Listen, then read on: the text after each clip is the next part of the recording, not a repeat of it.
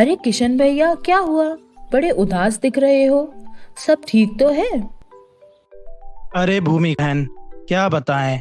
मेरी सारी फसल पे कीड़े लग गए हैं और पूरी फसल खराब हो गई है। मैंने पैसे उधारी लेकर सबसे महंगी वाली कीटनाशक और केमिकल खाद भी खरीदे थे, लेकिन तब भी सारी की सारी फसल खराब हो गई है। इस बढ़ती महंगाई में मुनाफा पहले ही कम होने वाला था, अब तो पूरा का पूरा नुकसान होगा। मिट्टी की उपज भी हर साल कम होती जा रही है। पता नहीं अगले साल भी कुछ मुनाफा होगा या नहीं। आपके पास खेती, गाय, पेड़, मुर्गा, बगीचा, इतना कुछ है, तो आप सिर्फ एक फसल के पीछे अपने सारे पैसे क्यों डाल रहे हैं? क्या आपने समेकित खेती के बारे में सुना है? ये क्या होता है? सुनने में तो बड़ा पेचीदा सा लग रहा है। अरे किशन भैया, ये सिर्फ सुनने में ही जटिला है, पर करने में बहुत आसान है।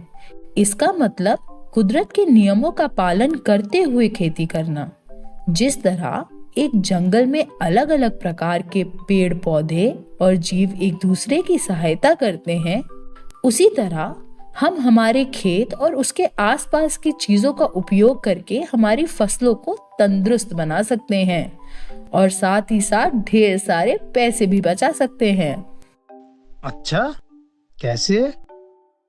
इसके लिए आपको एक ही साथ अलग अलग तरह की फसलें लगानी पड़ेंगी, ताकि कोई भी एक कीड़ या बीमारी सारी फसलों को खराब नहीं कर पाएगी। तो ऐसा कभी नहीं होगा कि आपकी सारी फसल एक साथ ही खराब हो जाए। आप फसल ऐसे चुनेंगे कि खेत साल भर खाली नहीं रहेगा, और ऐसी फसल भी है जो मिट्टी को उपजाऊ भी करती है। साथ ही साथ घर में खाने के लिए आपको तरह तरह की सब्जियां भी मिलेंगी जो पोषण के लिए अच्छी हैं। कुदरती तरीकों से खेती करने का दूसरा महत्वपूर्ण पहलू है कि हम खेत का नक्शा ऐसा तैयार करें कि उपज अलग अलग परतों से मिले।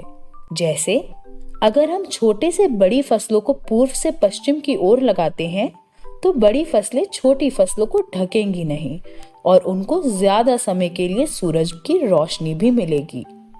इस तरह का एक फायदा और है, क्योंकि अलग अलग तरह की फसलों की जड़ें अलग अलग गहराई तक जाती हैं, वो पोषण के लिए आपस में लड़ेंगी नहीं। साथ ही साथ आपके खेत कभी पूरी तरह से कुपोषित नहीं होंगे।